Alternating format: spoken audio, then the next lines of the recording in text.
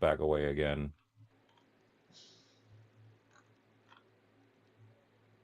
And as always, we will know when YouTube is up and running when we hear again myself echoing. And as always, there we are. So we are up and running. I'm Stefan Wunsch. Welcome to the MBTA Rider Oversight Committee meeting for June 23rd, 2026.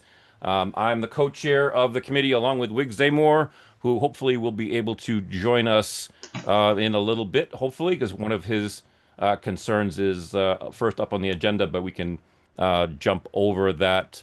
Um, I would love the two of you gents to just introduce yourself, but also it'll be like a little audio check. Jacob, can you go first? Just say hi, say whatever you would like to about yourself.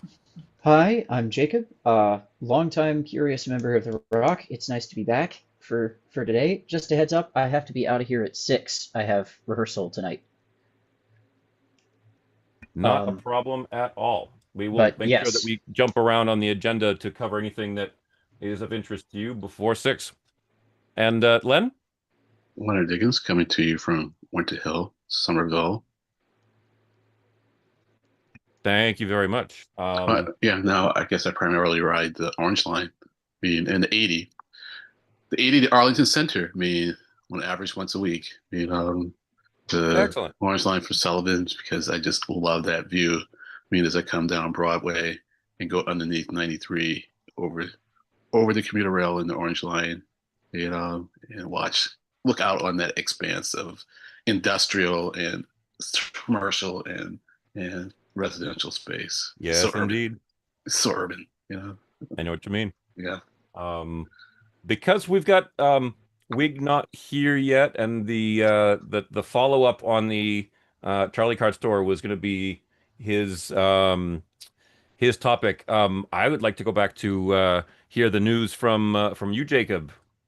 Please go right ahead if you're up for it. sure.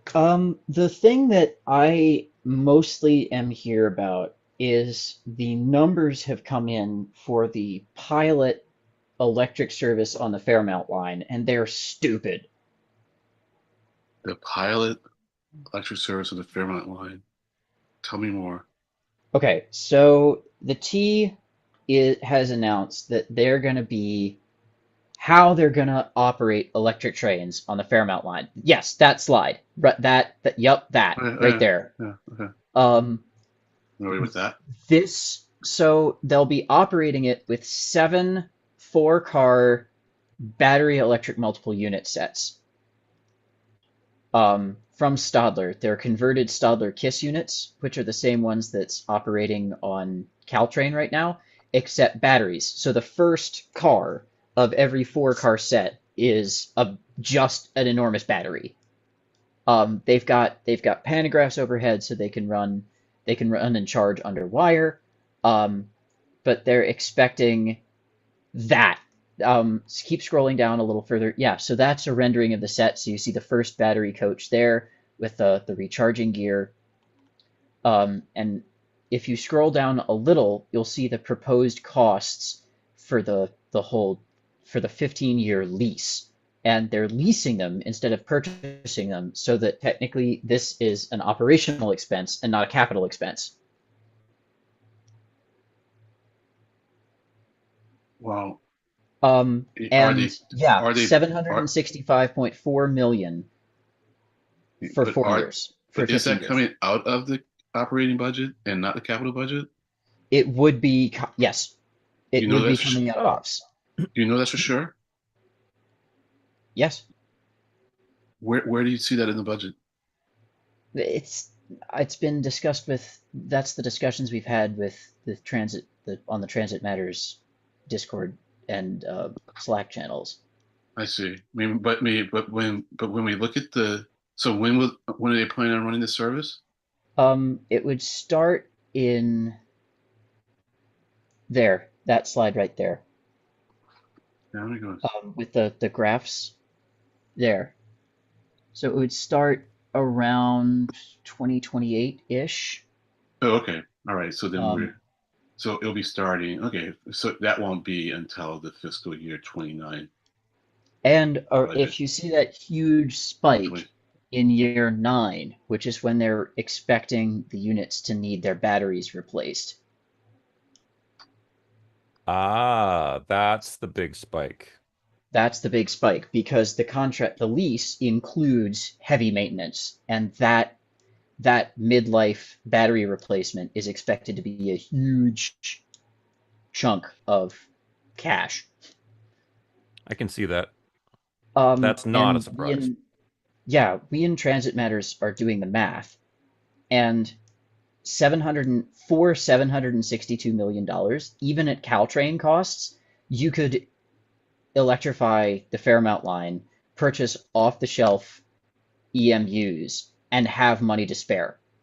Oh, And you'd get the operational benefits of wires over the Fairmount line, which is that it's an alternate route into the city for um, if there's a problem on the southeast corridor between Reedville and Boston, or if there's long-term construction, say for a north-south rail link tunnel portal on the southeast southwest corridor between Reedville and Boston.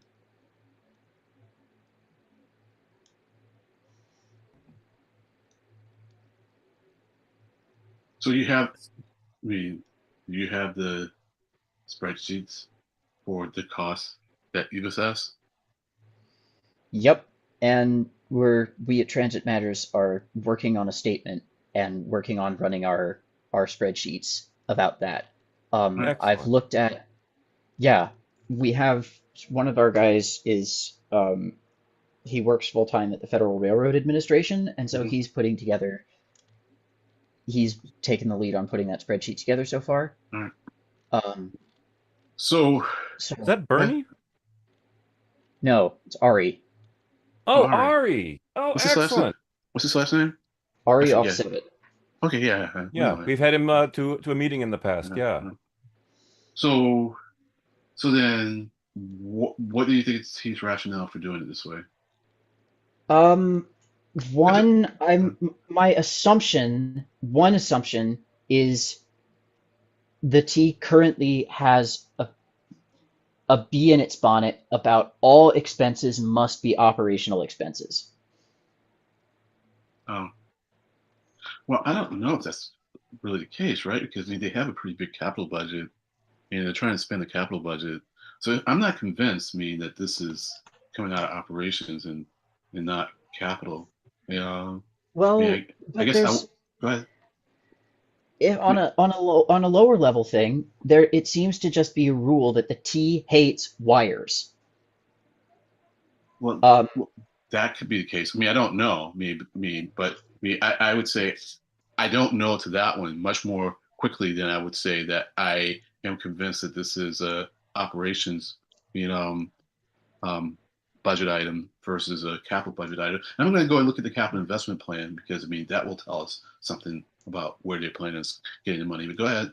someone or some group of someones in the T doesn't like wires.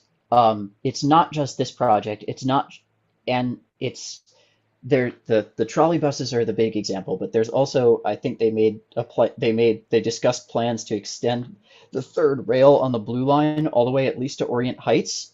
Yeah. It just seems like wires are something that T doesn't like, and I'm not sure why. Well, I think we've had people from the T tell us before that mile for mile catenary and all the related overhead structures are tremendously more expensive than third rail, certainly. But my recollection is that someone told us, or I read somewhere, I can't remember which, that the midlife battery overhaul, even factoring in that, it was still uh, cheaper than running catenary and again all the supporting structures. I don't remember who said that or where I read that, but that's my recollection. I We at Transit Matters do not think that that's true. Even Hmm? at the most egregious example of expensive catenary is Caltrain. Like that's the most expensive, like as is, this rolling stock procurement that we're looking at on screen is the most expensive railroad equipment ever purchased, I think, worldwide anywhere. These are the most expensive trains in human history. So, so I'm seeing the Fairmont B E BEMU project delivery partnership mean in the capital investment plan. You know, so it's under the regional rail. So at least $55 million. And that's just to study it.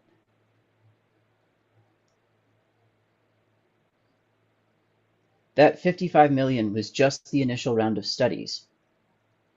This is an introduction of the battery electric trains on the Fairmont line to enhance service, frequency, reliability, and sustainability. Keolis as a project delivery partner will oversee fleet acquisition, charging infrastructure, and a new light maintenance facility. So that doesn't sound like study to me. That sounds like implementation. Yeah, Yeah, but that's $54 million out of $765.4 million.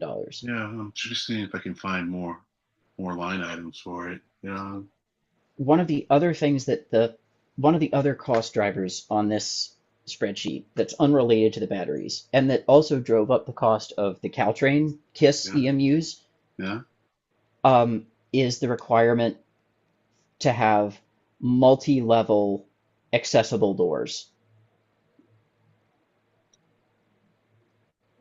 Yes, Jonathan mentioned that in the joint subcommittee meeting 2 weeks ago. Not with regard to cost, but with regard to how um, it's needed because of the mix of high level and um, not high level with a mini high, um, and that's what was driving the two different door height design, which is unusual.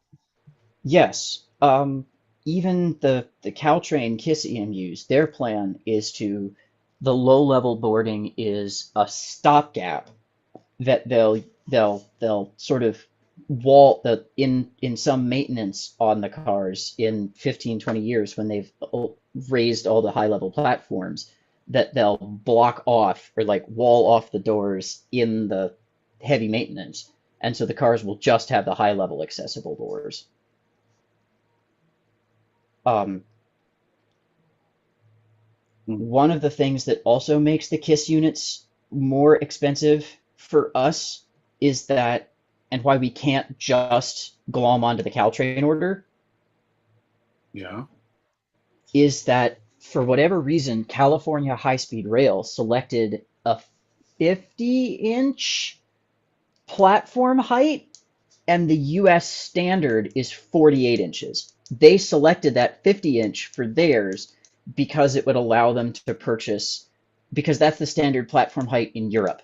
Like if you get off a train, a high-speed train in Berlin or Paris or Munich or Milan, your platform is, I think, 50 inches off the ground. And US standard, if you get off a Acela train in New Haven, that's 48 inches. So because California wanted to buy standard off the shelf European rolling stock and didn't have any high level platforms, they selected a 50-inch platform height.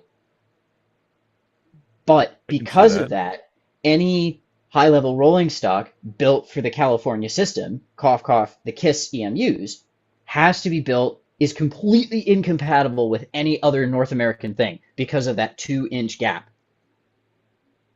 It Right. makes So sense. we have to purchase, even though we're like, even though Stadler is an established rolling stock manufacturer and is building very similar things to this, we are we are paying full price for an entire product line for 21 usable rail cars, which we won't get scrap value for Sorry, you won't get scrap value, mean at the end of life? Why not? because we're not purchasing them, we're leasing them. They return to the manufacturer at the end of the Oh, lease period. oh, right. I see your point there. Hmm. So, do you know why the T chose lease over buy? Again, my assumption is operational versus capital budget, and that's the assumption inside transit matters. But I I would like to talk to someone from the T about that. Yeah, Yeah. you know. So, Um, 'cause like I said, I mean, I'm just it's. Go ahead. but No, I was just gonna say. I mean, it's not in the operating budget, but then we wouldn't see this in the current operating budget. I mean, like the fiscal year 27, budget. It probably wouldn't appear until fiscal year 28, 29. Um, so I'm just wondering aloud if the lease is and has anything to do with this being the first time out. I mean, like literally the first battery powered rail vehicle for revenue service on the MBTA. I wonder if if just the nature of it being so new is related to the lease versus capital buy. I don't know if we can answer that now. I'm just putting like what occurred to me. there's also the issue of heck, like look what's happened. Look at the hmm. operational challenges the T has had with the battery buses that have been in service. Can you go into more detail? They're operating somewhat sporadically. The T doesn't see any saving. They still have to maintain diesel fuelers and diesel haulers. Even though they were in the fall, they were not operating very often in the winter. The operational benefits of them having left-hand doors for the Watertown, the 71, 73 routes that they were replacing haven't materialized because the T can't guarantee a left-hand door bus will be on those routes. So they still have to keep routing them through and around the long way through Harvard Square. So every trip takes 5 to 7 minutes longer than it should. Right, but isn't that because we don't have the whole fleet yet? I think we have the original 21 buses. Like I'm not 100. I need to.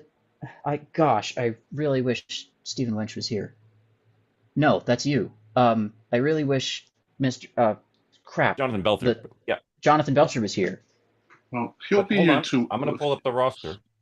It Well, also seems like they, for maybe interesting operational reasons, they haven't been operating them on Sundays, which is an interesting. I know that they're in the same number sequence as the TTs, which so there We got here. it's interesting that there seems to be a general T rule that has persisted that you don't run electric buses on Sundays.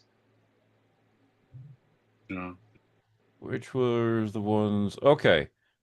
So if you go by this, we've got zero active. No, hold on a second. That's not them. So that's there. Battery electric Is bus, Cummins battery electric drive, bus Cummins electric drive. So we've got 32 active and is 5 active 2025, 4,102. I 30, we've got 32 33 seat buses active. let me see though which ones are supposed to be the left hand for North Cambridge. Cambridge. Let me just search for. Oh, there it is right there. Oh, I'm sorry. This is a really small font size. Sorry. Let me do that. And I'll search for North Cambridge. There we go. Third. Okay, so 4,200 to 4,231. That's the answer. That's And 32 buses. yep. And 4,200 to 4,231 Is the 32 are active are all XC40s. here. There we go. So we do have all of the vehicle fleet that will be in North Cambridge, but going by this, it's not there now. Well, no, Let's, going by that, they're not in North Cambridge now. They're in Everett mostly. but I'm sorry, I was trying to expand upon your point about you said the routing through Harvard Square is is more circuitous because there isn't a guarantee of of a left hand door on every trip. It sounds to me like there's no left hand doors No, on the the North Cambridge routes at this point. there are. The Oh, XE40s, the ones that will be assigned to North Cambridge when that garage opens, were ordered with left-hand doors. You notice if you go up, yes. there's one set of buses, XE40s with 33 seats and one order with 36 seats. Yep. The 33 seat buses have left-hand doors. That makes sense. Yep. But this, according to this, it says will be assigned to Cambridge, Yes, and that makes me right. think that none are operating on the North There are Cambridge plenty of routes. them operating. I've gone through Harvard Square like on like a multiple times a week basis. I know bus operators who've operated them on those routes. If you're around Harvard Square, if you're around Watertown, Newton, Watertown or Belmont, you'll see those things on the street. I'm going to be biking across both, the 71 and 73 routes, and I'll probably see an ETB just chugging along. They're That's around, that's but they're odd. not they're not operating all of the trips. A significant minority are still diesel. I wonder if that's just a testing of range. Because, I mean, the North Cambridge Car House, well, formerly Car House Garage, It's the isn't crafts. in service yet. So where would a battery They're part electric bus get charged right now currently today? Do you know? currently they're stabled. I don't know where. I'm not sure if they. I don't think they have the charging facilities in Everett. I know that they're being stabled there because I've biked past the Everett garage the Charlestown garage a bunch of times, and I see like dozens of buses there. That would make sense. But then It's possible that from, they might be being charged in South Boston because where they have the charging facilities to charge the hybrid electric Silverline buses. I'll I'll check in with the bus operator people that I know and see what the deal with that is. One of the things they do appreciate about the new battery buses is that they Mhm. haul ass. I think Jonathan mentioned that. Yes. Yes. Like they've got a governor where they're mechanically limited as to how fast they can go and how fast they can accelerate. But under any hill, any load condition, any speed on the highway, they'll just keep that delta V going. Oh, I think here it is right here. Pilot, but yep, I think that's it right here. Pilot buses of that fleet will be assigned to Cabot and later Charlestown. So it's likely that what you've been seeing, the left-hand battery electric, is just considered a pilot, and therefore they don't have the entire fleet, the left-hand bus, therefore the circuitous route. Hmm. I'm This is silly, but I'm hopeful that more of the buses that the T orders can be ordered with left-hand doors. Well, uniformity of any fleet is something to be to which we should aspire. Something to Yeah, which we should aspire. like Use proper grammar. I'm curious as to the like. It seems like right now there are at least the 77 route would Mhm. definitely benefit because currently it passengers in Harvard at the Harvard bus subway alight and have to alight onto the busway and cross in front of the bus to get off, which is just a walking ADA violation. Yes. Oh, I think we've got Craig on board. My Hey, Craig. apologies, Craig. I had the attendee pane covered up, but that's you, right, Craig? Yep, that's his phone number. I will rename him. Sorry for having you stuck there, not being able to speak.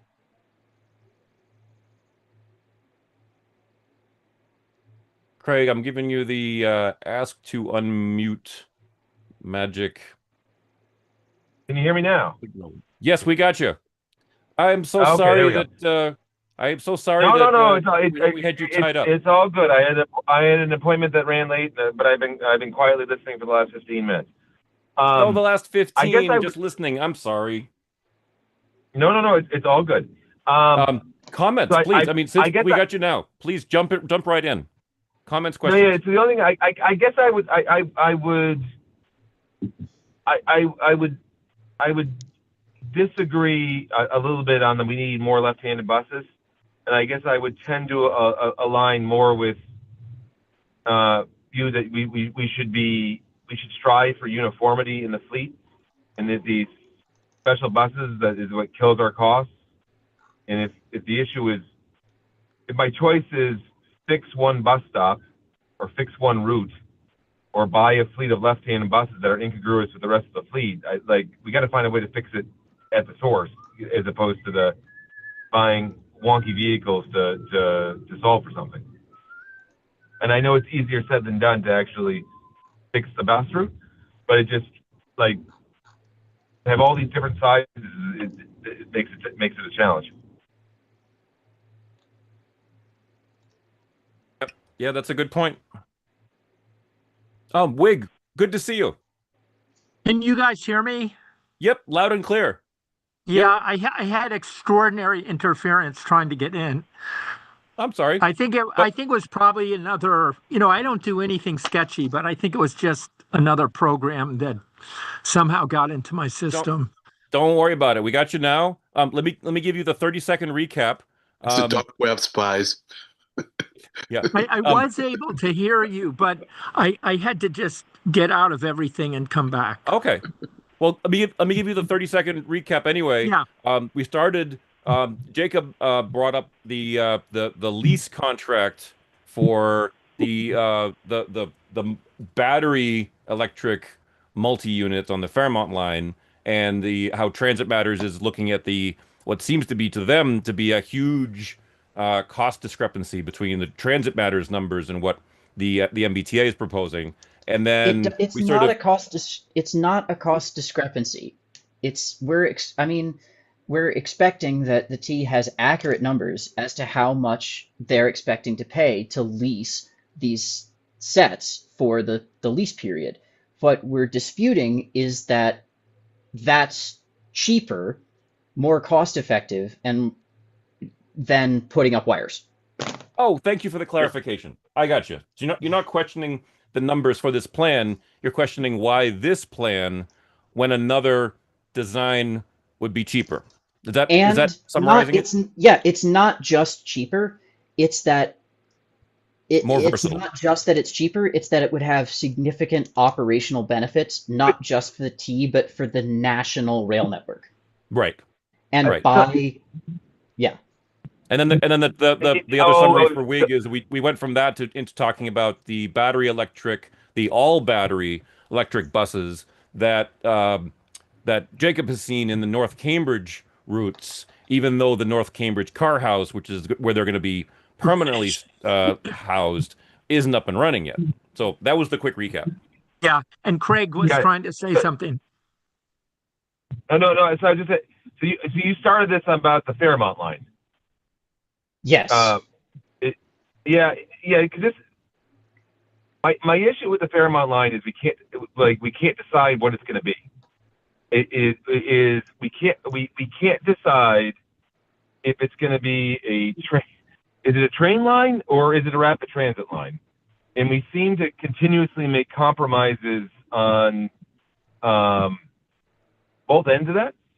And when it's neither, it's not like people don't know how to treat it, I guess. So my point being, I feel like the battery electric buses rather than either make it a train line and put wires on it, treat it like a train, and buy normal rolling stock that goes on trains and be able to have that standard stock that works for everything, or make it a rapid transit line. But this weird, like, we're going to buy battery, like I said, treat it as both. I'm not sure how it's. But let me know if you all disagree or agree or disagree, or at least understand the point. The Oh, I get the advantage, point. yeah, Yes. the advantage of it, I would say that converting it to rapid transit would have a lot of would have what 150 years of precedent in Boston. Like since the 1920s, most of our major transit expansions have come from eating commuter rail lines or eating heavy rail lines with subway. Um, but one of the major advantages of the keeping the Fairmount line as heavy rail is that it's available as an alternate route into South Station from Reedville and thus from New York if a blockage or a stoppage or a tunnel portal under construction is between Reedville and South Station. Exactly. And that has Like, happened before. yeah, one of the like electrifying Fairmount and using it as a diversion into South Station is one of the important mitigation and like pre-construction projects for North-South Rail Link. Yep. It would be wonderful. I mean, it's I don't think it's ever going to happen, but it would be wonderful if Amtrak would step up and put catenary above the Fairmont line as the alternate, but I I don't think mean, that's ever going to happen. Amtrak stepped up and put catenary all the way to thing for us. It would be it would be peak Amtrak if they put the catenary up and then prevented the T from using it. Um, Yeah, good point. Although, well, we should point out that putting up the catenary doesn't equate to the dispatching. I mean, we know that Amtrak dispatches the Northeast Corridor, even starting, I think it starts, Amtrak territory starts from right from South Station, I think. mhm. Could be Back Bay. I'm not sure. Don't quote me on that. But I would hope that even if Amtrak did pay, I mean, this is all theoretical. I should not go down that route. That's just a rabbit hole of Well, theoretical. Um, speaking of theoretical, one of the things that isn't theoretical is that these BEMU sets will have a significant performance penalty compared to traditional EMUs yes, that because is the absolutely power to true. rate. Or compared Yes. to rapid transit. Um, Yeah. yeah, One of absolutely. and right now, like Amtrak dispatch hates the T or has to spend most of their working days scheduling meets and bypasses around MBTA trains, which are running half the average speed that Amtrak is between Boston and Providence. And if we're electrifying the T, if we're running trains between South Station and Reedville and maybe Point South, it's we we really should focus on finding as many ways as possible to increase average line speeds. And if we have an EMU that we're paying a cajillion dollars for, um, that can't get out of its own way, I, that's just another reason to buy electric trains that these electric trains just aren't good at.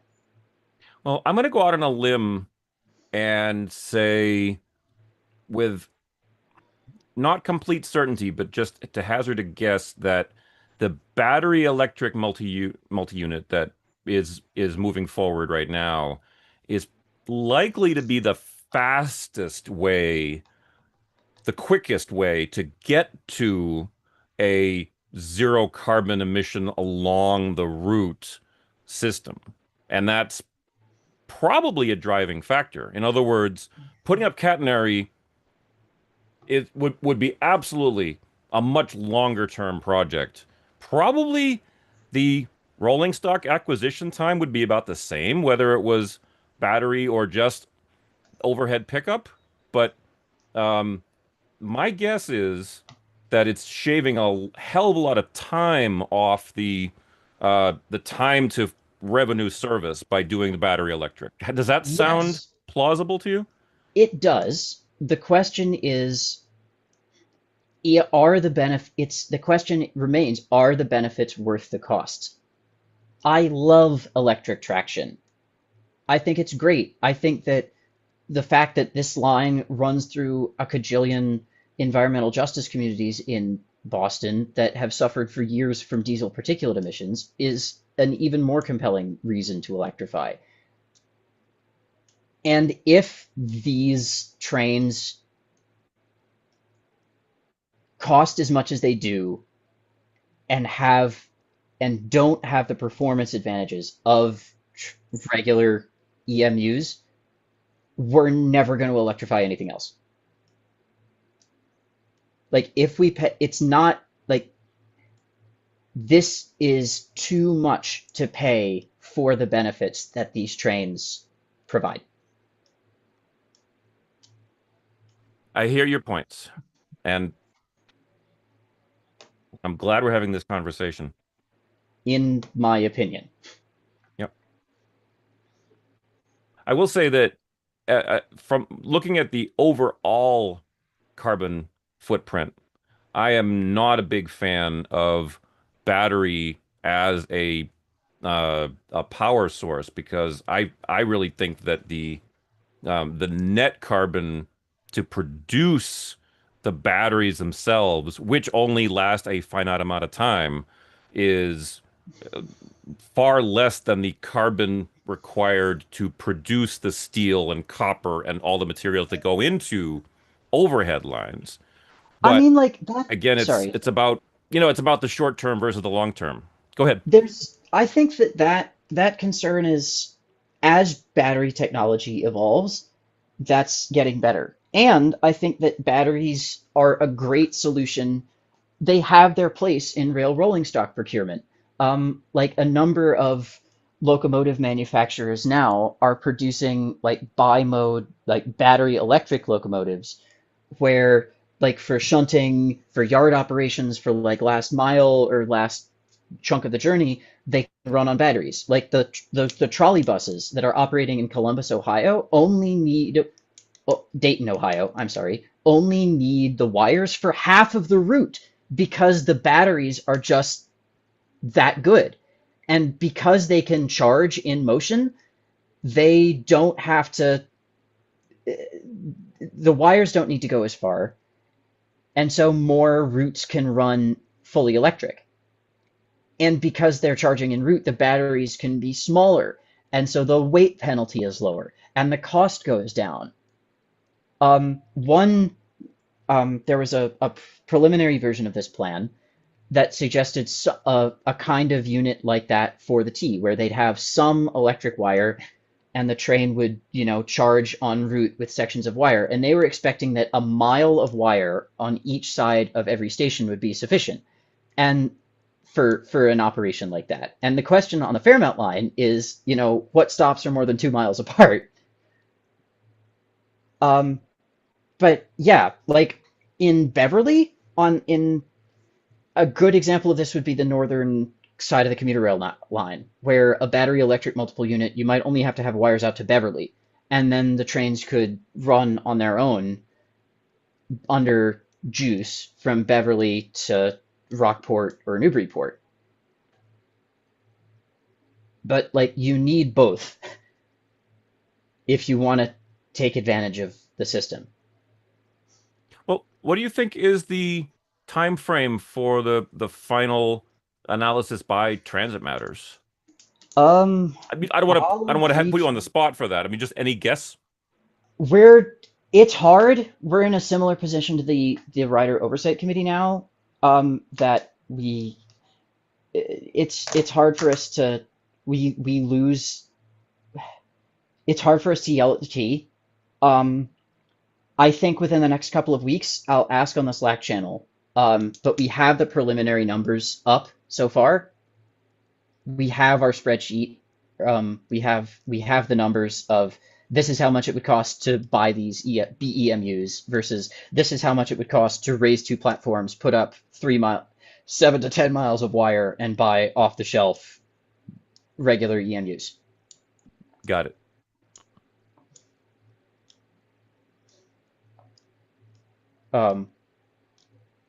So, yes. Len, Wig, Craig, any interest in inviting other folks from Transit Matters to a future meeting? I'm fine. Sure, I mean, I'd be interested. yeah, Sorry. sure, sure. Yeah, no, no, Yeah. I'm fine. I mean, I'm trying to think of who can we talk to get some answers. I mean, and I mean, Bill Wolfgang always comes to mind for the fleet acquisition, procurement, excuse me.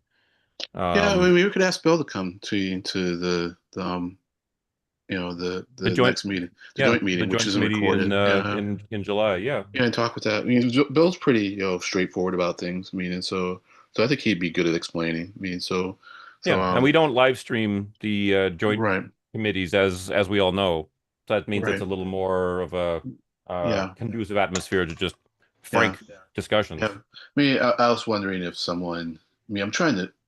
eh, Yeah, it'd be good to get the T's perspective on this because it's like they're not stupid. It's just really a matter like I mean, why are they making a decision that they're making? We may not agree with it, I mean, but I guess I just like to understand it better and really understand the rationale. Yep. Um, Well, and we also I just want to add one other thing. go In ahead. looking through the CIP, I do see cases where leases, I mean, are a capital expenditure. I mean, so lease isn't a determining factor as to whether something goes on the operating budget or it comes out of capital. I mean, I'm not seeing the big numbers, I mean, from the capital plan associated with this project. I mean, I just see pretty much a total of about 50 million. Well, more like a total more like 60 to 70 million dollars. I mean, so so I'm not seeing it accounted for there. But maybe I'm just not looking at the right line item. That's it. Thanks. Hmm. Well, for what it's worth, we know that Michael Mueller and Jing Jing are credited on the opening slide here as the executive director of commuter rail and director of commercial strategy, rolling stock, and rail modernization, respectively. I'm reading those names primarily for your benefit, Craig, since you can't see the screen. So um, we could invite Bill Wolfgang to the joint committee's second week of July, or we can try to find a contact information for Mueller or Jing, or have someone from Transit Matters. Yeah. We Yeah. want to Yeah. Good. pursue just one of those.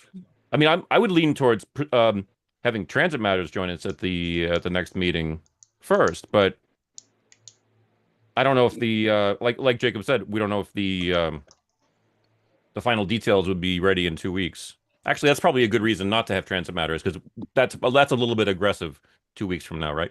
Go ahead, Jacob. Yes.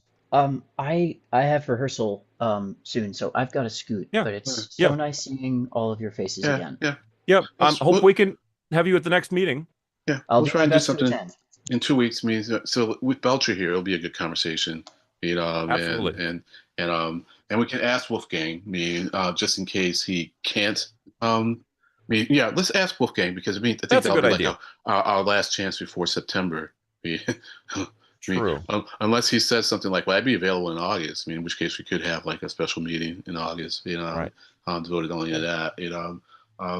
Yeah, and I'm just trying to think, because when I want information, it's sort of like, well, I mean, who do I go to for the information and in what format? I mean, and sometimes, I mean, the format is not a public format. It's more like, who do I know who has information and how do I have that conversation with them?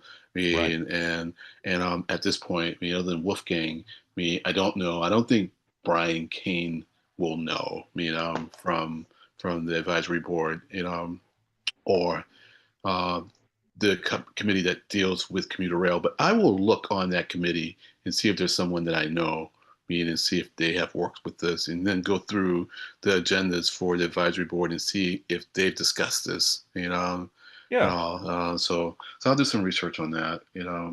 So all right, that was interesting. Yeah.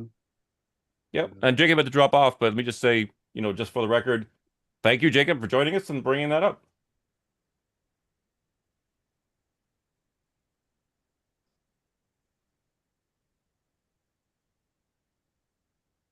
So Um, what next? I mean, I guess I should know since I put together the agenda. I think it was going to be, covering the last meeting. But I think also, oh, Wig is here. I mean, so let's talk with Wig about what he's found out. You know, from uh, regarding the senior transportation pass at the Yeah, customer. what happened was my card is just a little jumpy. Sometimes it works and sometimes it doesn't. And it may depend on the strength of the uh, facility I'm tapping. So it's been working again. Um, and that was kind of what they concluded when I went there. Hmm. They tried it and it was working. It could also, I don't know if it's temperature related in the wintertime. I'm not having so much trouble now, to be honest with you.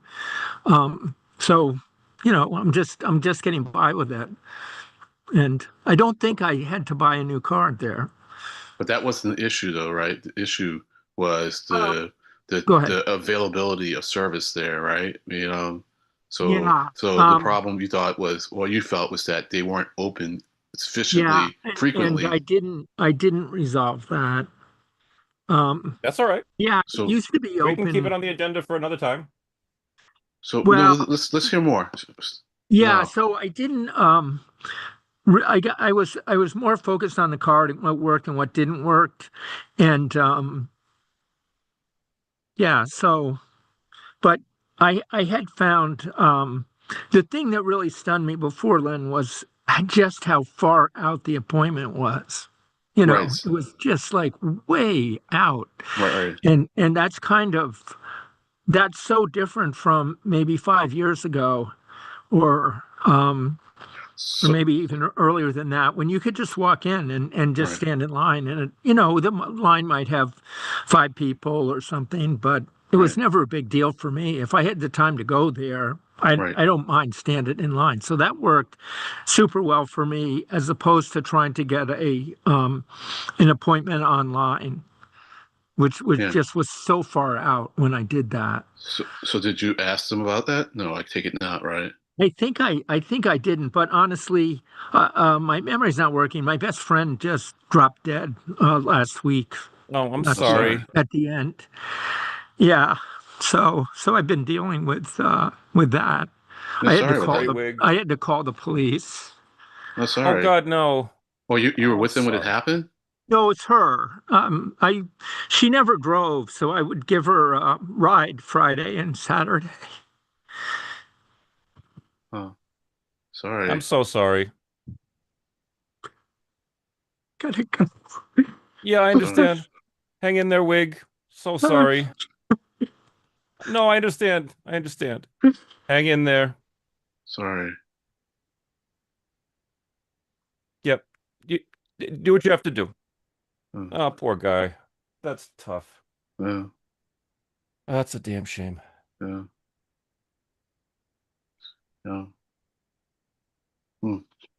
That's tough. Yeah. It's always Uh, tough when you lose a yeah. close. Yeah. I mean, especially if he was with her at the time. Yeah. Yeah. I mean, I mean, it's hard either way, but when it happens, like right in your arms, I mean, Yep. within, Or even if you're the one who discovers yeah, yeah, yeah, the no, loss. Yep. yeah, no, no, We're feeling I for you, Wig. yeah, you know,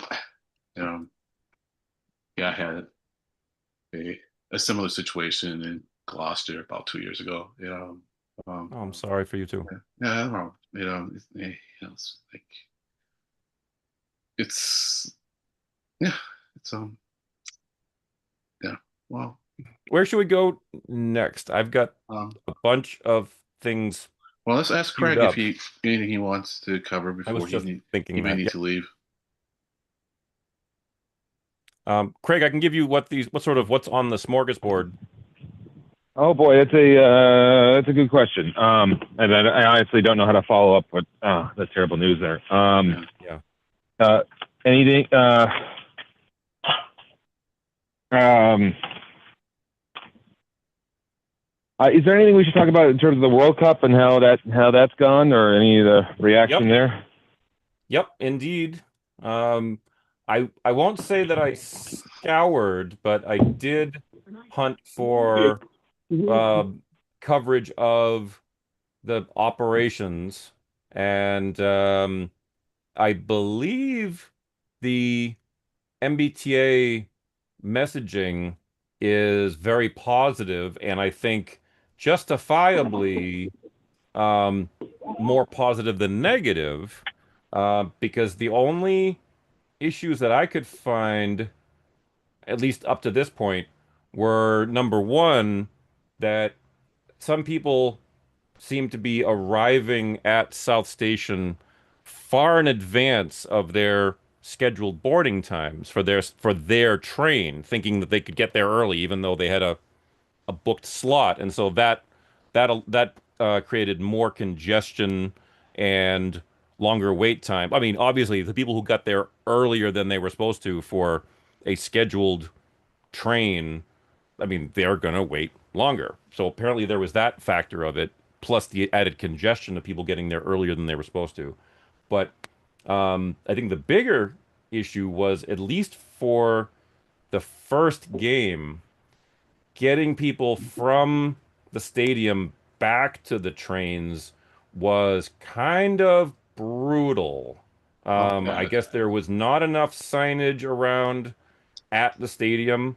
There weren't enough people to guide the passengers back. And so I think I read, I can't find it now, but I think I read there was some instances of people climbing over fences and getting really angry that they couldn't make their way back. Yeah, But I that and that's go that's ahead. what I heard too. That there was a both a lack, at least early days, early there was a lack of signage and a lack of um, stewards or help to guide folks the right direction. Yep. And it's frustrating just from a you spend all this investment in a brand new station.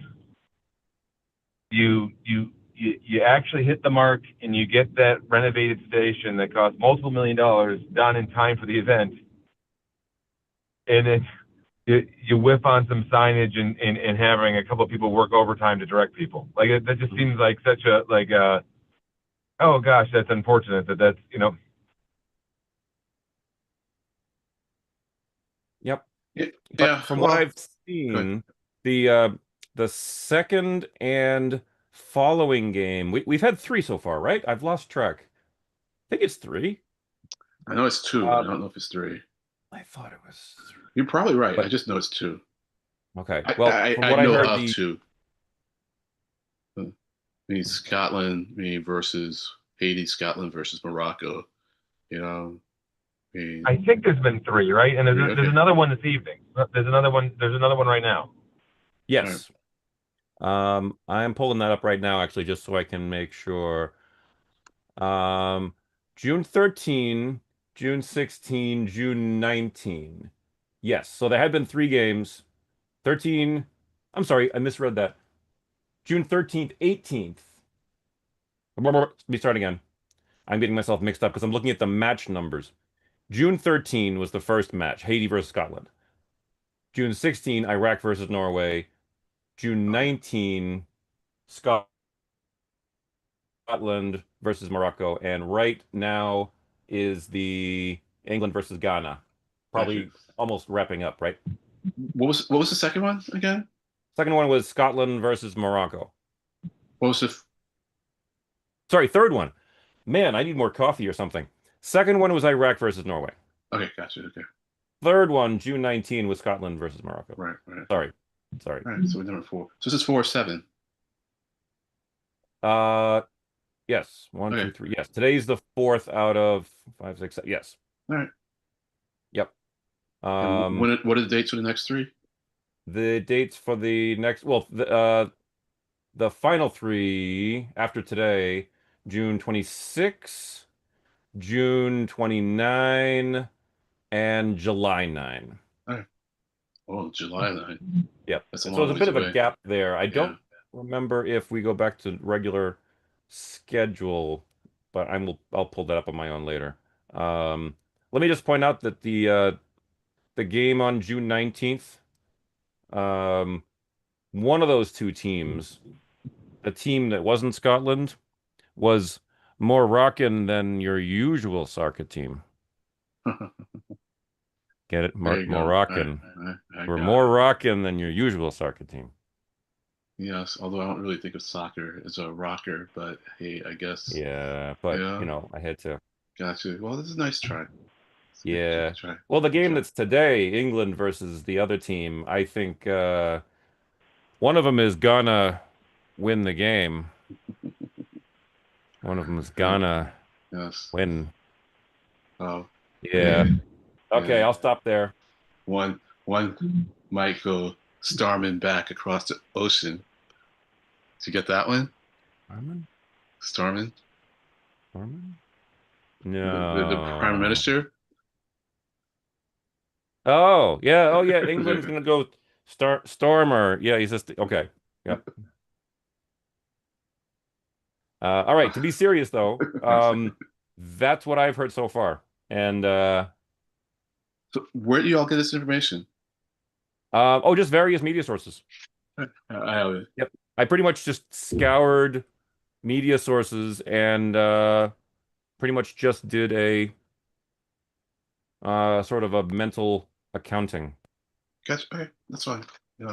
Yeah, since I've moved, I've been watching be like just a fraction of the amount of TV I used to watch. I used to like just have it on in the background all the time. So now I just kind of like read news, so all right, cool. Oh, interestingly, huh.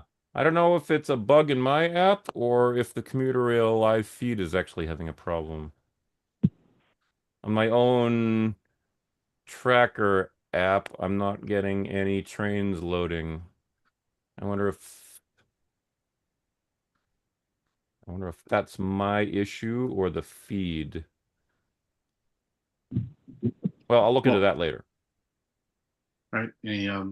So bus network redesign. I think you want to talk with that, about that stuff and Yeah, and really just for the overview of um not so much the redesign itself and the proposed routes, but more about just how the public event was handled, what was the content delivery, how they structured it.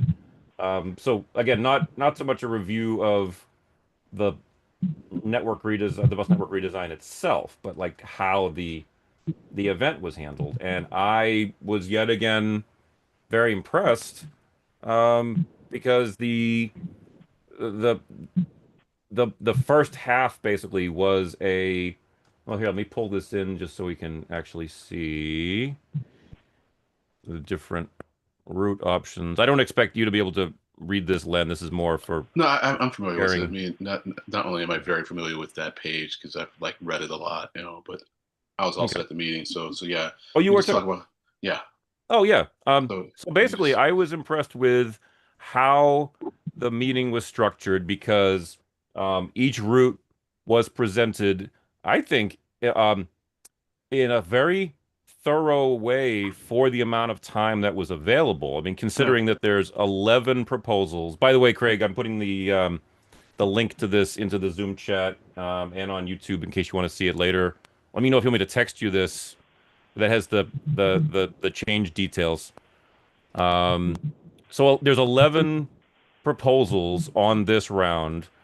The public meeting went through each proposal with the pros and cons. I thought very effectively for the amount of time they had. And then I had limited time, so I had to break off before. Like a good choice of words, actually. After the 11 proposals were presented, there were breakout rooms. And actually, Len, because I had to leave before the breakout rooms for the discussions, would you be able to share your impressions of those? Yeah, well, I Again, mean, not so much really the discussions themselves, but like how was the format? How did the breakout room actually facilitate conversations, in your opinion? yeah, mine did. What were some of the, I mean, what was the give and take like, or what was the back and forth like in the breakout room? Well, those things are always a function of who's in the room, but mine was Yep. pretty even. I mean, facilitation was good. I only have my room as a sample, so mine was good. Okay. Was there anybody who was particularly adamant?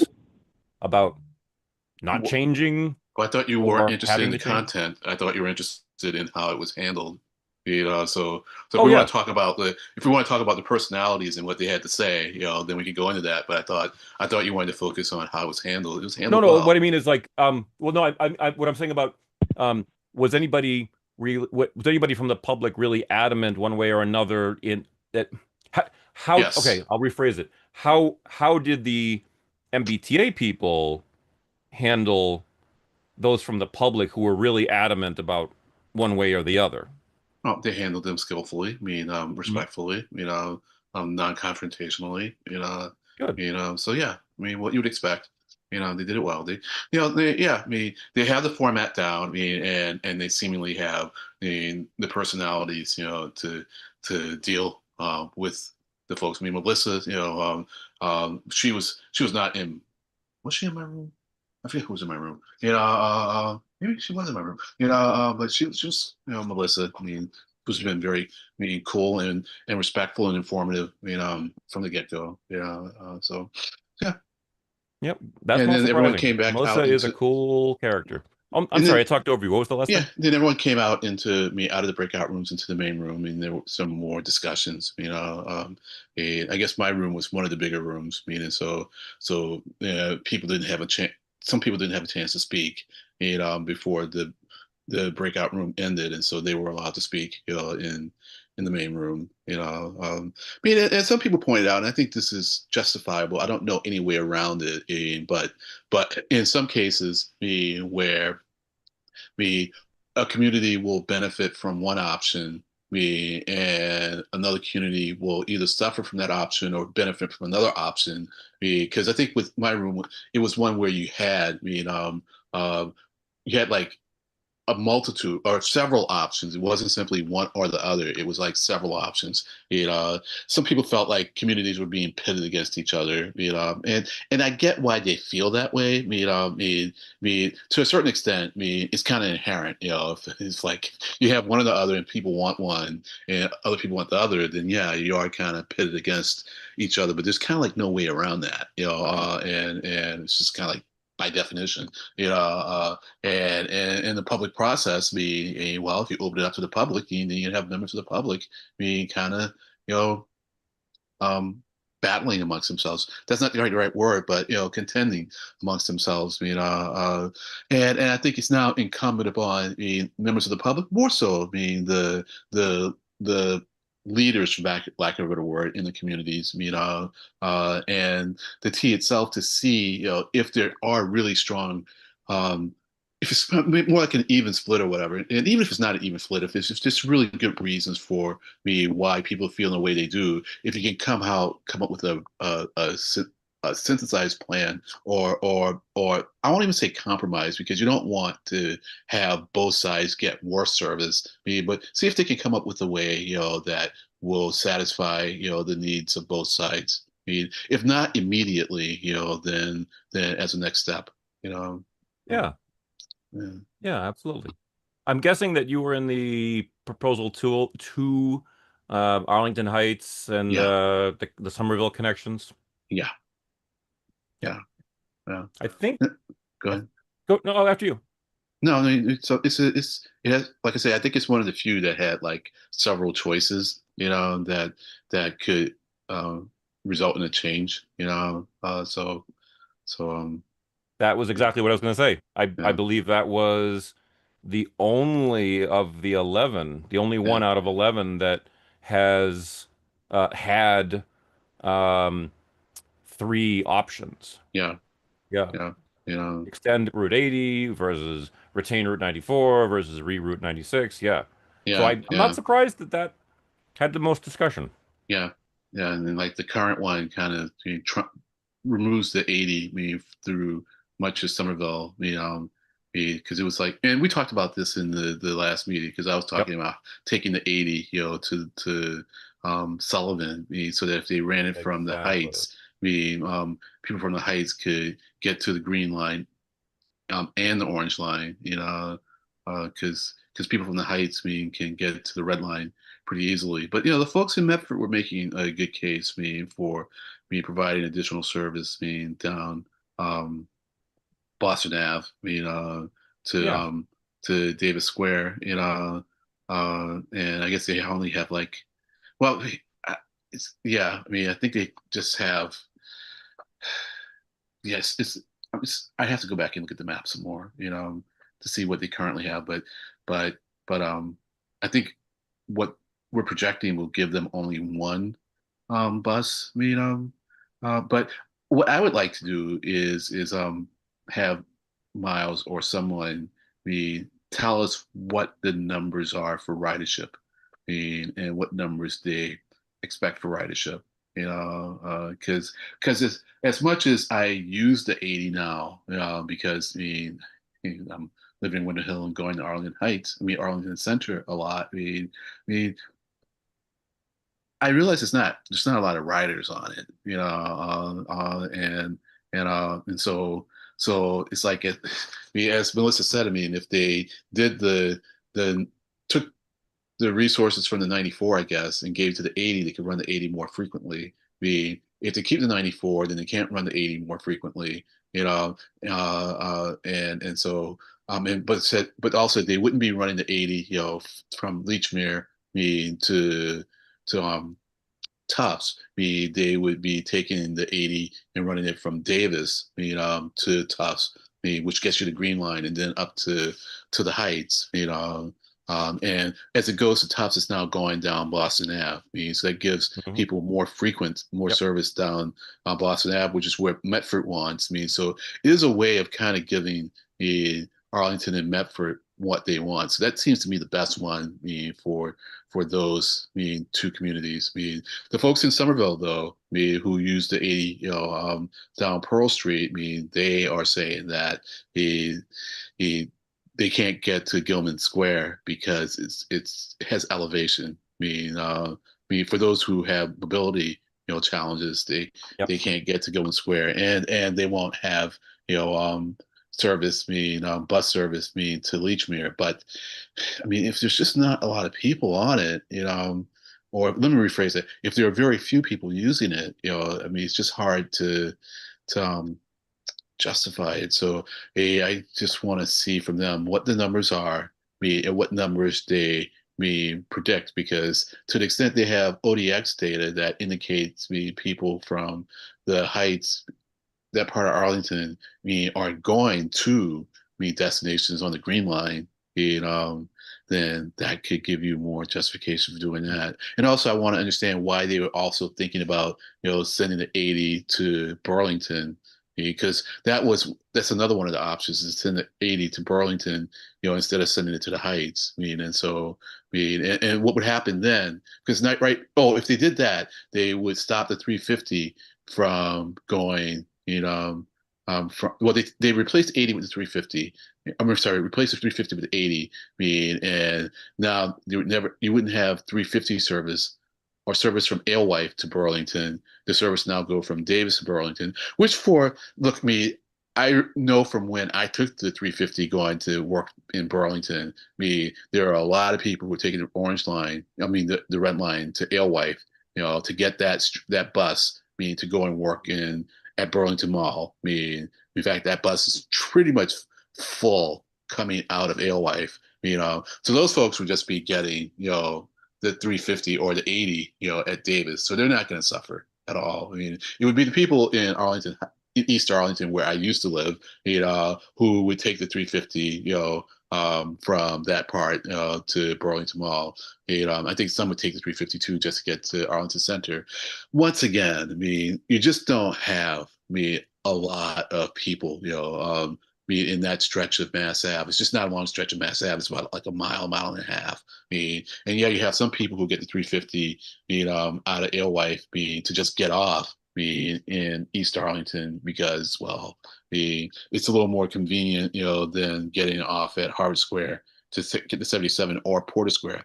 I get that, but once again, let's look at the numbers, and see, what numbers work best, for the most number of people, and then let that be, the factor, that determines your decision, as opposed to how many people are weighing in on what they would like and what they don't like. good to Yep. have, because what I find good about these kinds of meetings is that someone may say something that you just hadn't thought about. They might give an idea that you haven't thought about. I mean, as smart as you are, I think it's always good to open it up to the wider public because they just might have seen, they might see something you missed, or come up with a clever idea that you hadn't thought of. And it's good. It's good policy. It's good. It's good governance. I mean, but it's also just good from a kind of scientific idea exploration and testing point of view. Oh, absolutely right. Yeah. Yeah. The oh man, I just lost my train of thought completely. Uh-oh. So I'll abandon that, whatever it was. Uh-huh. Craig, would you like me to do a quick recap of the joint subcommittee minutes? Because I know you weren't able to be there. Or I can just drag it onto the screen. We can just have it be recorded on the Zoom stream to YouTube for posterity, but without going through it all. Any preference? That's I just noticed the time that we're right on almost right on 6:30. Given the time at the end, I think it's okay if you don't recap the whole thing. Oh, I'm sorry, I lost a word there. It's okay if we don't what? If we don't recap the whole thing. Okay, not a problem. I will just drag the window in to the shared screen just so that it's on record, since I took pretty good notes for some pretty wide-ranging topics. Well, I think before we go in, I think it's worth mentioning, that the equity analysis that they did, on the South Coast Rail and the ferry services, where they didn't see, any, economic discrepancies cause or increased, economic burden, which is called disproportionate burden. Yes. But they did see, disparate,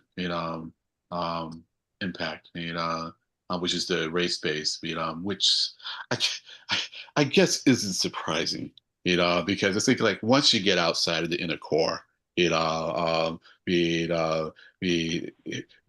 racial diversity just kind of goes away. And so almost by definition, I mean, anytime you increase service, outside of the core, you're going to be providing a benefit, to non-minorities, to a much greater extent than you do minorities, and so, but I thought it was more interesting, that there wasn't any disproportionate, burden, economic, differences, so and so, and as I said, I mean, this is really just to give you some hefty insights as to the impact of the service that you provide. It's not a hard yes or no, and they also showed that that there's nothing, no alternative service they could do or provide that would make things better. And it was interesting to say that we also one of the reasons to not stop is because there was no clear intent behind the plan, to create some kind of, disparate impact, and it's like, well, and I get that, but it's like, but more so, it's like, well, yeah, I mean, we don't expect any time that someone's going to say, well, we intentionally try to discriminate, and it's always about, does your plan or what you do, unintentionally have, a racial impact. So I'm kind of, I found it a little humorous that it was like, well, clearly we didn't intend to do it. And it's like, well, no, we never expect that you would intend to do something like that, so Right. just like we never expect you to do something, to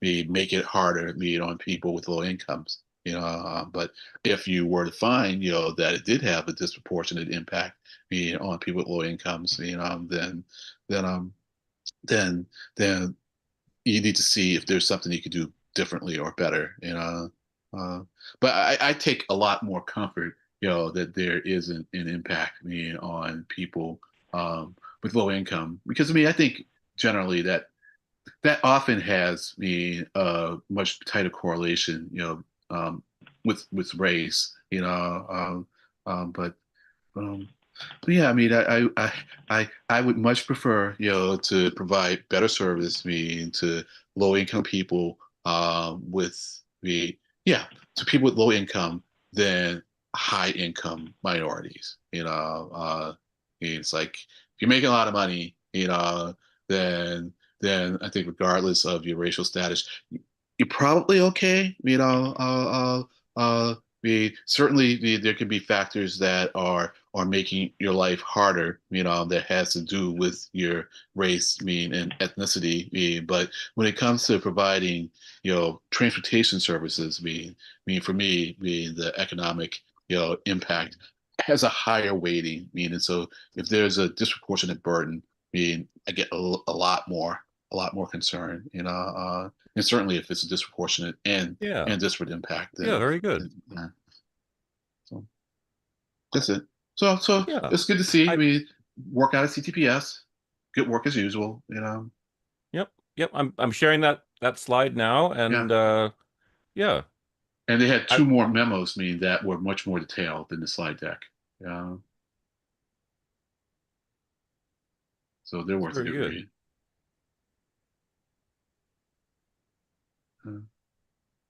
Uh, uh, yeah. And the safety spotlight is good. It, those presentations just get better and better. I when I have some time though, I think I'm going to throw them all into LLM to see if I can get data that spans more than a year. I could probably go to the National Transportation database, but especially with like well, first off, I'm really happy to see that they are tracking, the um, employee or the assaults. I don't like the Yeah. numbers that I see, but I'm glad that that's at the level of we take it so seriously that we now track it, on a monthly basis. Yeah. And just Yeah. kind of interesting to see if there's some kind of a pattern in them, like are there more incidents, during the summer, um, things like that, Yeah. the I'm sorry, different. which presentation was that? This is the safety performance presentation. What is it called? Safety Spotlight.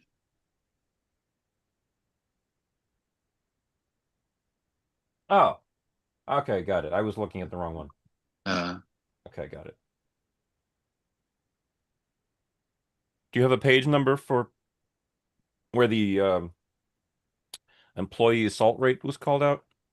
um, Let me put this in the Zoom chat also.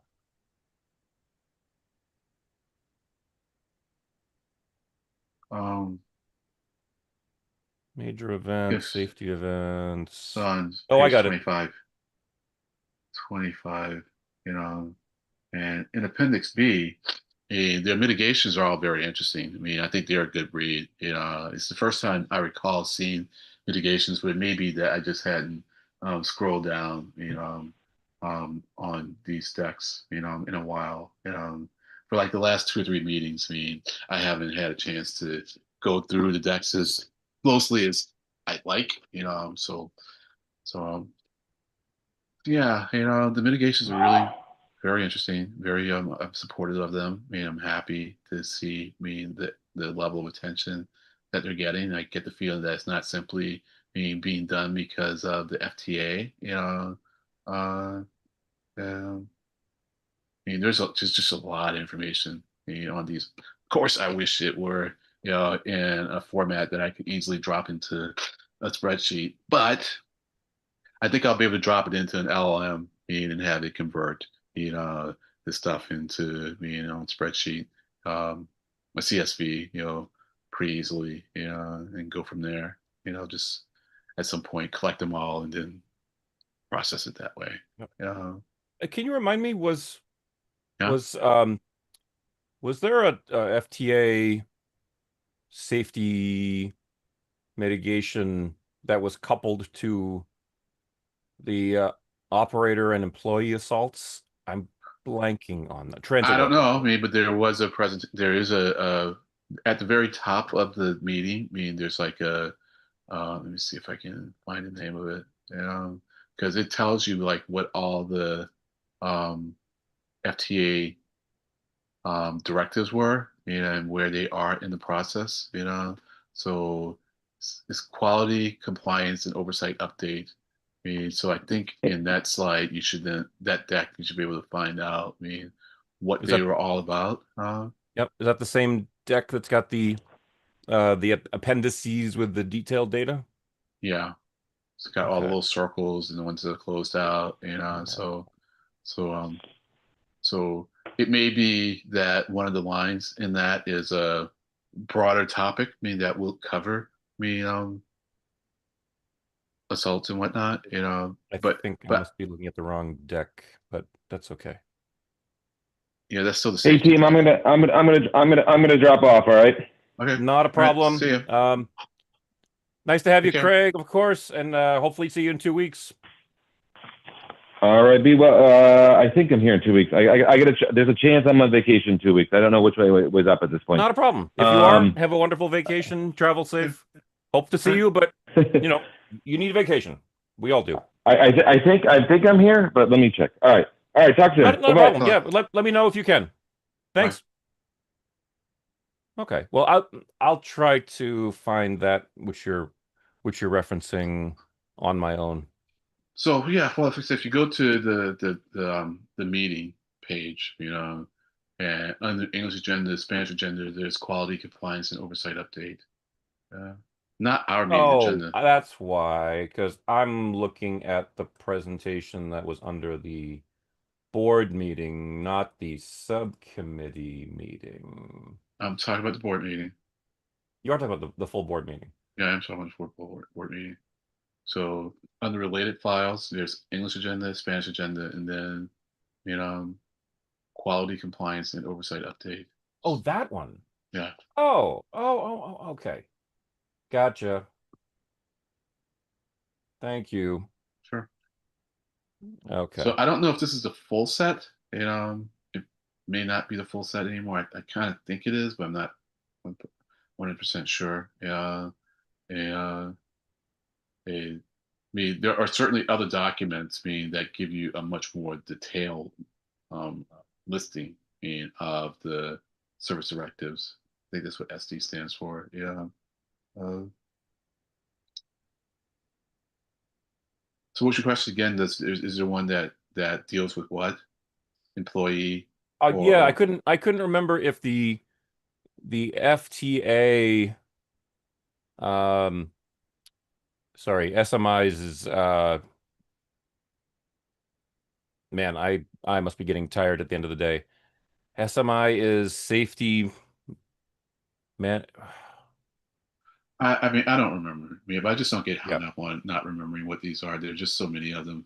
Yep. I Just just me. I know what you're well, talking anyway, about. my point, sorry, I apologize. My point is simply I don't remember if there was an FTA SMI that had to do with assaults on personnel. It doesn't it doesn't ring a bell. I Yeah, I don't mean, think FTA safety mandates included employee assaults. That I just don't. just I seems don't. out of scope. But Well, I mean, it seems like they brought everything into scope. I mean, it's like it was really a matter like what wasn't in yeah, scope. You know what I mean? So like, I wouldn't be surprised. Yeah, yeah, yeah, yeah. Excuse yeah. me. So many are 100% and closed, and well, I guess they're rounding a little bit. 299 versus 2. Yeah, you could round that to 100, I guess. So, the bond sale was pretty interesting. Or at least they're planning to do a bond sale. I Yeah. want to look into this more just for my own curiosity because Okay. because what they're doing, I think is legit, and I think it's um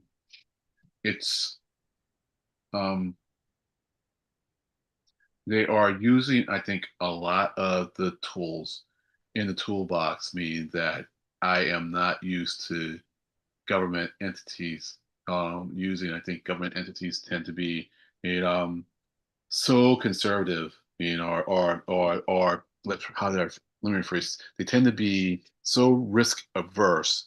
And even they want to always like even look like they are risk averse. So you never see like something like an in the money call option, in a document, coming out of the financial office, of entity, like the T, I would think, or yeah, I'm saying, certainly on the municipal government level, and certainly in Arlington's case, it's like, I'd be shocked if I ever saw someone say something like, we're taking advantage of it and the money call option to refinance, which, it's something I think is good to do.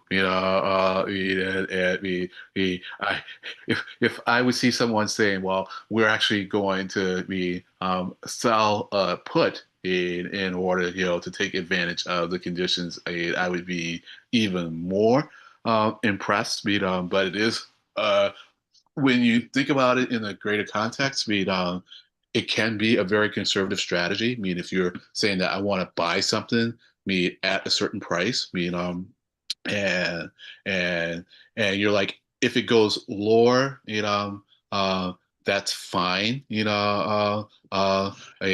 but if it goes higher, then if I, sell this put option, I will collect the premium, and then I can, you know, use that as a buffer of being against what price I want to pay. I'm getting I'm going a little further than I intended to go with my statement, That's okay. but the notion that they are taking advantage of an in-the-money call option. Now I don't know if that's actually like a call option on the bond.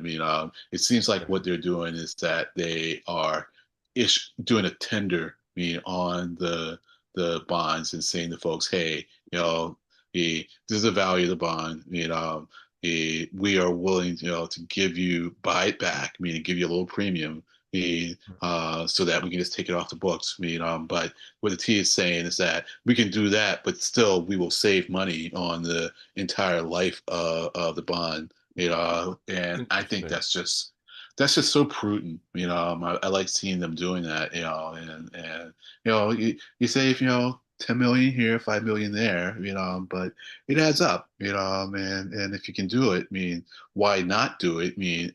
Especially if the reason for not doing is that we want to give the appearance, of being risk averse, just so that, people, are more comfortable, you know, uh, Okay. yeah. So no, I- I'm gonna dive into this a little bit more and understand exactly what they did, but I'm just gonna Well, stop and say I'm pleased. I'm very pleased.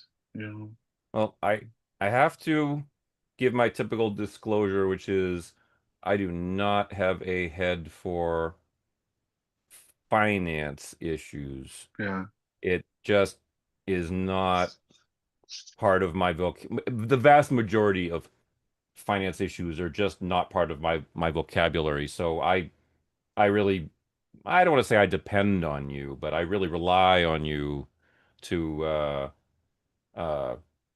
help me understand. sure, sure. Well, I think they're doing well. Look at Okay. the debt profile. On page 8. That's Okay. looking good. I would say, don't get too carried away, by the fact that it's flat. In 2057. That just means that, debt hasn't been issued. That extends that far out. Because we do like, 20 and 30-year bonds. And so when we start issuing 30-year bonds, in 2027, then that number over 2057 will lift off of the flat line, and start having some Y value to it, but the overall trend, is certainly leveling off, and so I think that's a good sign. I mean, it seems like whatever U.S. loan services that we have had, we are going away, and it doesn't seem like they are coming back, at least in a way that fits under the current plan. Because if you look at those green tips on those bars, Yep. the last one is in 2042, and there's nothing in 2043. Although the total debt level seems to be about the same, but that seems like it's related to sales tax bond debt, which is that's just based on The green. what we here as a state raise. Now when I look a little more closely at the graph, I do see some Yeah, there's some green yeah going all the way out to yeah 2054, yeah but it's just it's a yeah tiny yeah sliver. yeah, it's like a pixel or two, Yeah, and it's pretty stable, over all those years. And so right. unless there is some predetermined time at which like the year after 2042, balloons, like so let's see, 2043 would be 16. So maybe if there's some like 15-year bond out there or something, that the blows up. I mean that, but let me rephrase it, expands, and then maybe we'll see something in 2043, that looks like 2042. But somehow I get the impression that's not the case. Anyways, but Okay. but yeah, I and I there's certain, apologize, but I mean I'm really at the level where I'll take it at face value that you say that the the numbers going lower as time passes is good. That's really the level that I'm at. Like all the subtleties are lost on me. yeah. Well, I mean, with that, it's always good to have less debt, but I mean, and this is rarely the case, because usually, the people who do debt are pretty smart in terms of their interest rates. But but if you can borrow money, at a low interest rate, Hmm. and you think inflation is going to be higher, with respect to what you want to build or buy, then you are better borrowing the money at a lower rate and buying or building, whatever it is you want in the future, sooner rather than later, because it's just going to cost you more. Yep. If you wait, Yep. That so if makes the rate sense. of inflation is like 5%, but you can borrow at 2%, then borrow at 2% and build. What's going to go up at 5%, because in the long run, it's going to cost you less. Um, you know, and I guess it's also a function of Yep. how long you wait to build too. Because if you wait to build just 1 year, and you borrow, at 2%, over 20 years, then that'll be more. But there's a line that intersects. It's just linear algebra, where they intersect, and you figure out what that line is, and then you borrow and build accordingly. Hmm. So anyways. But yeah, less Hmm. debt is generally better. So anyways, so that's all for the decks for me. Yeah. Okay. Well, we are coming up on the end of the meeting anyhow. Yeah. Yeah. Oh, I'll just add to, maybe I talked about this the last time. The advisory board, gave their recommendation on the budget, and they were positive about the budget. And I couldn't agree more. With some points that the committee made. And that is that austerity is bad. And I think it's worth reading the two quotes on slide 7 of that deck, and that we we should reject calls, to um, rein in the progress that we're making, because and I don't, it didn't really say it in this deck, but when you decrease service or you make service uneven, it's generally low the people who have less income that take a bigger hit, Yes. because we people with more income generally have more alternatives. And Yep. it may cost them more, but first off, the percentage of their overall income that is less, that they're having to shell out, Yes. uh, uh, but also, the people who generally have less income just don't even have those alternatives, and Right. so they're really harmed. And if as society, we have the values, of taking care of everyone, then we have to spend to do it. We're not really here to make money. We're not here to lose money either, Mhm. but we, but meaning that yes, we may not make it all back, on the cost, but we, if by spending money we make the whole Commonwealth better, then we're better off. We have to factor that into the profit loss Exactly. equation. It's a service provided for the public good, Right. and there is a cost to that. Yeah. And kind of along those lines too. And I think actually maybe it was another meeting, but on the energy, contracts, Yep. so the T, is being, pretty forward thinking, with respect to um, renewable energy. So it's not a mandate, but the T has been, buying a lot of renewable energy. It Hmm. costs a little more, Yep.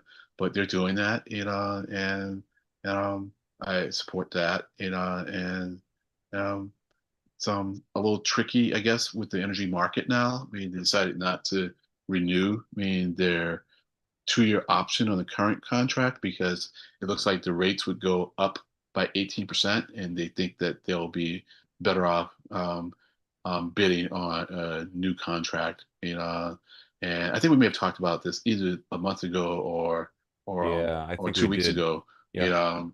where it was talking about the backwardated curve. And I suspect that backwardation, is coming out of the curve now, especially since Yeah. it seems like oil prices have come down, a whole lot, so they may have to act fast, because I don't know how long this window, is going to stay open, but you know, they have experts there to deal with that, so Yep. It's a hell of a term, backward dated. yeah, yes. And, well, I think we talked about it last time. So there's Yep. contango, okay, and backwardation. Um, uh, so that's all I have. What else was Yep. on the agenda? Um, I think we pretty much have hit everything except for external meetings, old business, new business. But I just want to pull in one thing of my own to highlight, which was this from the safety, health, and environment. Um, I did not recall previously having seen safety stats regarding the power removal and restoration, and I thought this is a really uh, good upward trend as this is the slide deck in the board meeting that's called the Yeah, QCO update. yeah, No, I'm sorry, that is from the yeah. But it's from oh, sorry, the that's from the subcommittee. It's from the Yeah. subcommittee, so it's a different one. Yeah, it's Yep. funny. I didn't read it because I thought it was going to be the same meeting as the one at the full board meeting. So I Yeah. see now Well, that it is different. yeah, Interesting. specifically just calling out what my browser says is slide 4, Yeah, the again, power removal and restoration controls. Um, that's really important.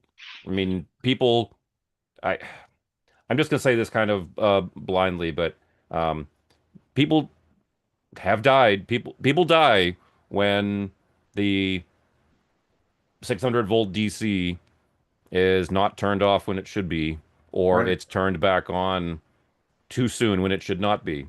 right. So that's,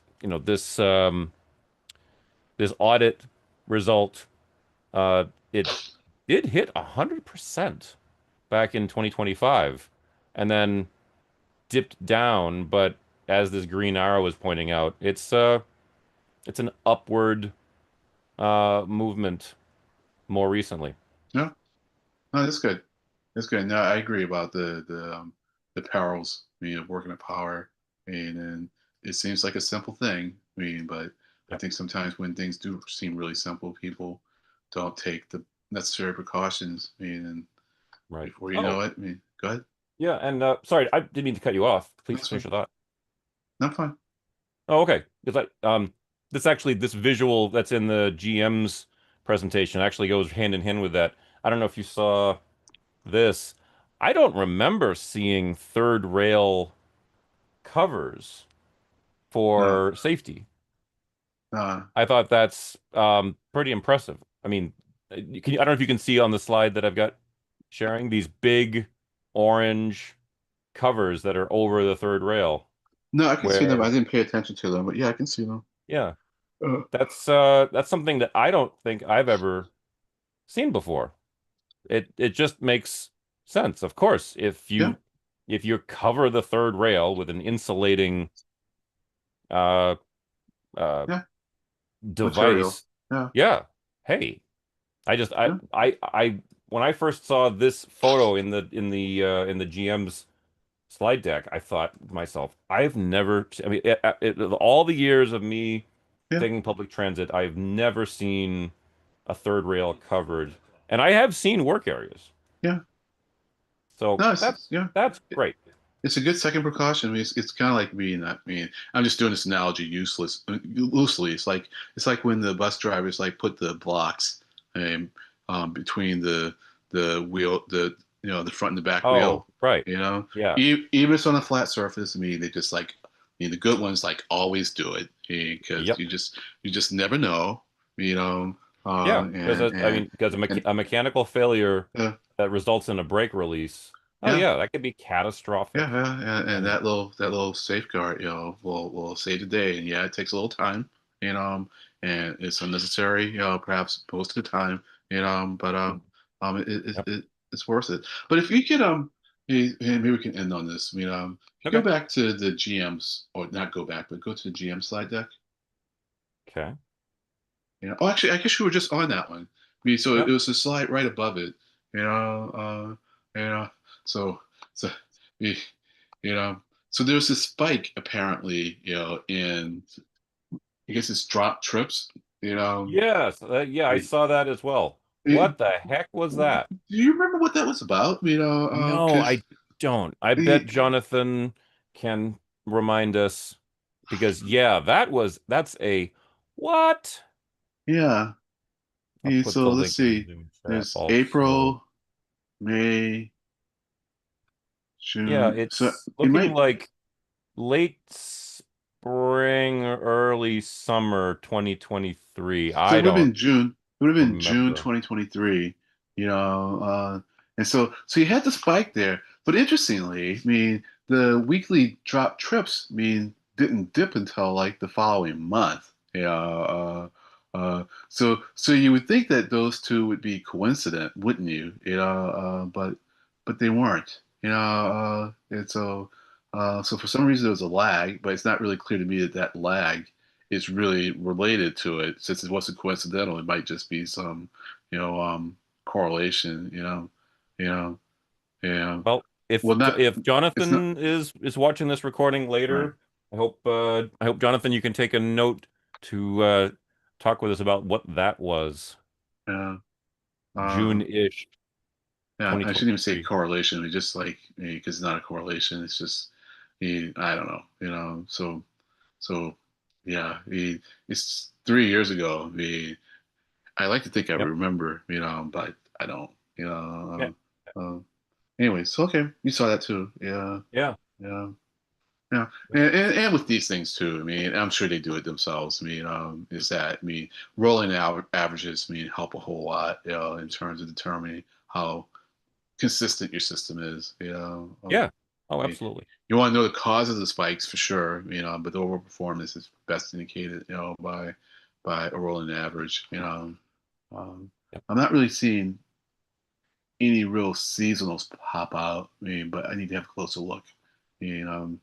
To see if things do you get like more drop trips in the summer, but also overall this we have a big factor, which is hiring more bus drivers. So we can't Yep. control, we're not controlling for any particular um, um, conditions in the system. We're respecting Yeah. employment. Um, all right. Well, I am Yeah. getting hungry. Yeah. I So am too. yeah. Yep. And let me just leave on one amusing note. Sure. We were talking about those things that you put in front of the bus wheels to keep the bus from rolling away. Right. Here it Well, the comes. bus wheels are affixed to the bus with these little things, and if you actually store some spare wheel attachment hardware inside that thing that's holding the bus in place, keeping it from rolling, I think that's a chock full of nuts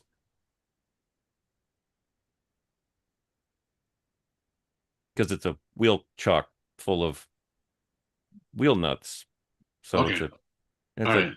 chock full of nuts. Yeah, sorry. My It's- lack of That's my okay. lack of That was dealing with mechanical things No, hindered it's me on okay. that one. But it By was my own good. admission, that was terrible.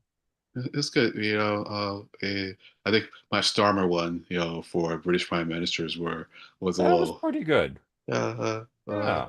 well, you see, I still rarely deal with nuts, but Oh, I sorry. Well, did. chock full of nuts is a brand of coffee, by the way.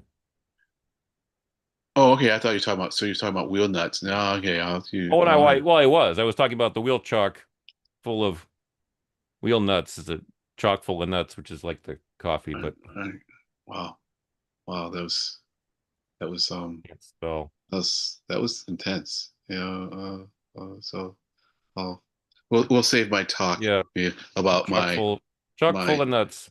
my hand Got bus. push Yeah, okay. non-motorized lawnmower. You know, for the little strip of lawn that we got. I love the little thing. Oh You know, yeah, little, we have one. We you have know, one too. It's fantastic. aren't they? You think Yep. it's funny. I've always wanted one. As a little kid, I used to see them. Yeah, I see people pushing them. I thought they were just the neatest things. Oh yeah. But we always had like the gas powered, things, that were really scary. Which I had to use. I had not cut lawn. Since I left New Orleans. Until last week. So, and I can. I got one of those for my birthday. So, it's like, Nice. yeah.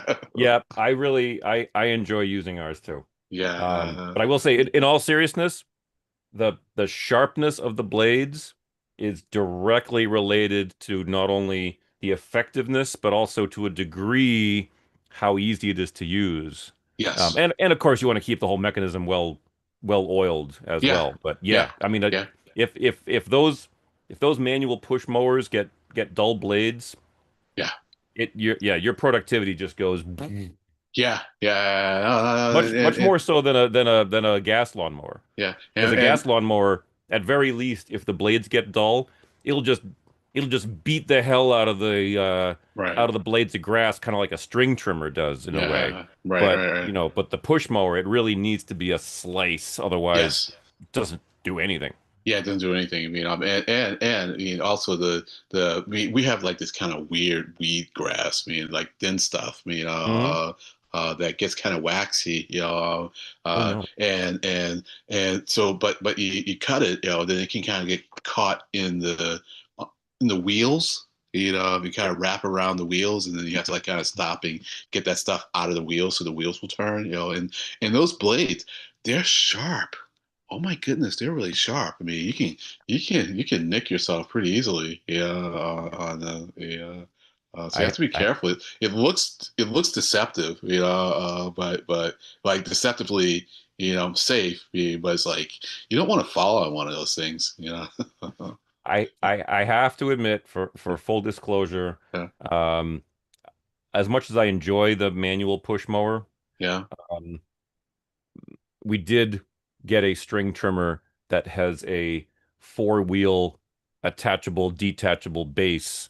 So the string trimmer fits into something that basically turns it into a little electric lawnmower. All right. And it's just it's just amazing. Okay, so you have a little base, me, because see, I don't like the ones that you hold because my shoulders get tired really fast, like really fast, so you can put a wheel base on it. Interesting. All right, I could In go for that. fact, I can even show you what it looks like Have we stopped recording? because, sorry? We're still recording. It's fine if we are. Oh yeah, yeah, but I mean, Yeah, it's not a big deal. And sure, this is just amusement sure. for folks at this point. This is the thing. Huh? It looks like, oh, go away. What? Yeah, Where? yeah, yeah, Where'd you yeah. get it? Well, send me a link to it Oh, I sometime. think I bought it from Amazon, but this Thanks. is it. So it's basically a string trimmer that drops into a four-wheeled housing, and you push it around like you were. What's the analogy? It's the easiest thing to use. Cool, It's really quite this one. Yeah. cool. Yeah, It's and electric. it just pops right out. Yeah, And it's genius. I nice. mean, we needed a string trimmer anyway, and I Yeah, think getting it with this adapter thing like yeah, added like 15% onto the cost. yeah. Yeah, it's Cool. fantastic. Black and Decker. If you could send me a link to it, that'd be great. Yeah. All Sure. right, Yeah, I great. will. And also, Highly while you're at recommend. it, you can send me a link to the porcelain trimmer you got that you were raving about. That'd be good. I will. Yeah. You betcha. I'll do that as soon as we end the Zoom. All right. Which I will do now. We All right. will adjourn. No public comments or anything on the YouTube stream. So I will call it. We will end the MBTA Rider Oversight Committee meeting for June 23rd, 2026. Thank you very much, Len. All Always right. a pleasure. All right. Same here. Take I care. always learn so much from you, Same and here. tonight was no different. Well, same here. So it's good. And Jacob and we had kind of like a full house. So Yep. Yep. so Good all right. crowd.